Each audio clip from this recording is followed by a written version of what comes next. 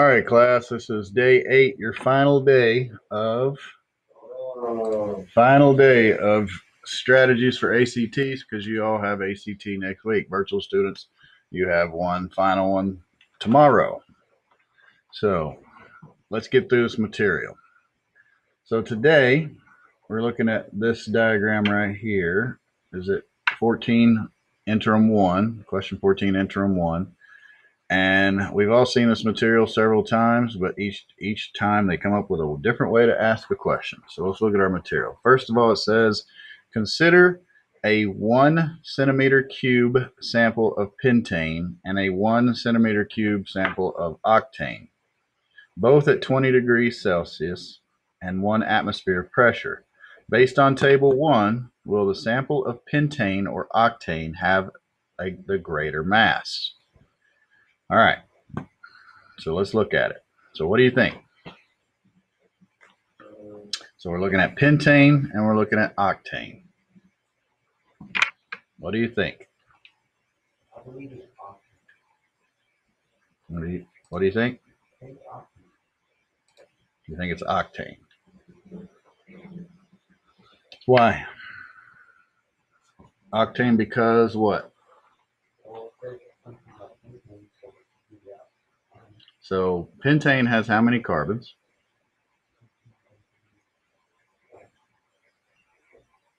So when something has a density, all right, let's look at the density things. See, it says grams per centimeter cube right here, where it says grams per centimeter cube.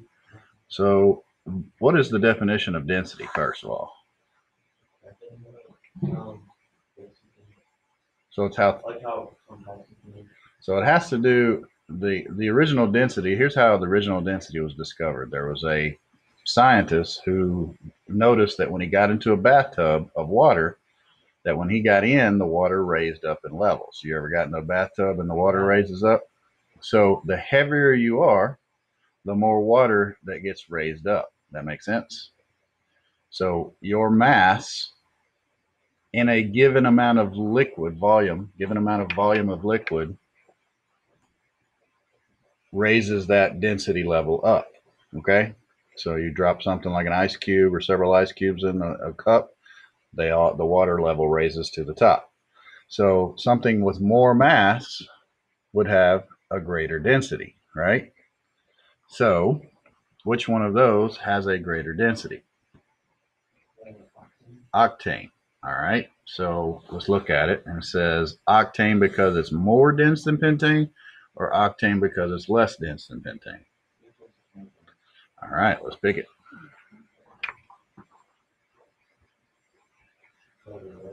You were right. Good job.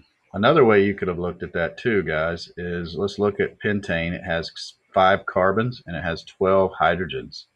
Octane has 8 carbons and 18 hydrogens. So it has more mass just by sheer volume of the amount of molecules and atoms within that same molecule. So it's going to have more mass. More mass equals greater density. All right. So let's go to the next one. Look at it. What's that? Have to read on this one? Well, let's glance. I haven't looked at it. We will see. So this one probably has to do with the sphere. Is that correct? The orbits. All right, let's take a look at it. All right, so we have the 3 different astronomers. The 3 different astronomers. All right, so the question says, according to the passage, which of the astronomers will have agreed that the sun is at the center of the universe? So let's don't read and let's look at the diagrams. So what do we say here? So Bra said, all right, so look at the diagram. Oh, you are right, Jackson. You do have to read this one, just a little bit of it. So look at Tycho Brahe. The diagram shows the sun is at the center of the universe. But if you read the passage, it says Earth is not a planet and Earth is at the center of the universe. So we're looking for astronomers that agreed that the sun is at the center. Well, I can tell you real quick that Copernicus was the revolutionary scientist of his time who put the sun at the center, because before him, all the other scientists put Earth at the center. They were egocentric. They believed in strict scripture.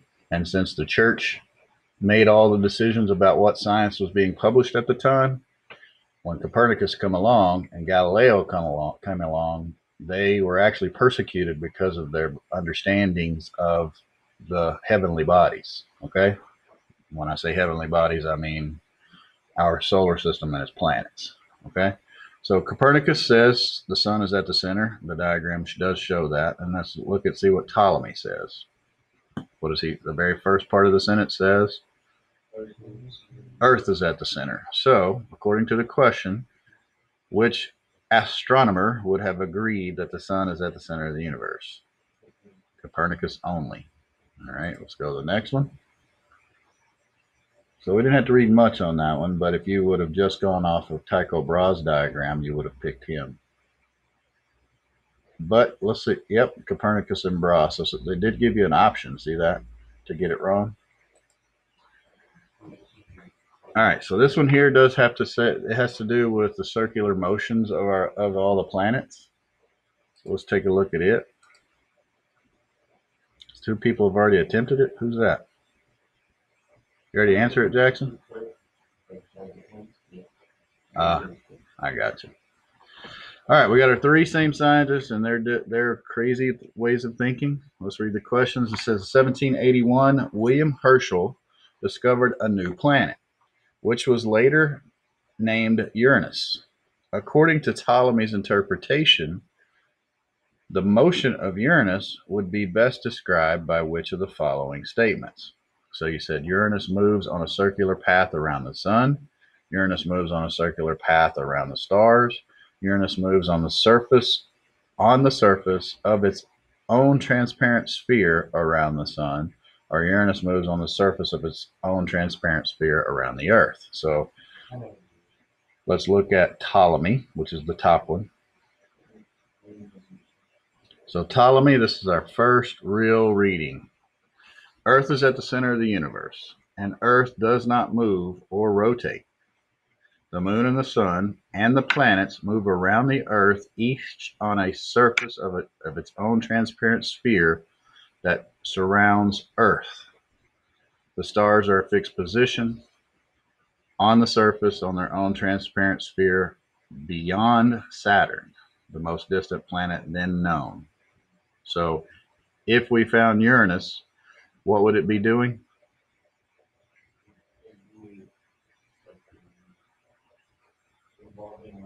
That's right. So it says all and the planets move around Earth on its own surface, on its own transparent sphere. So which one of those? D. D. All right. There we go. Hope that was helpful. Good luck on your ACT Aspire. We are done with practice test.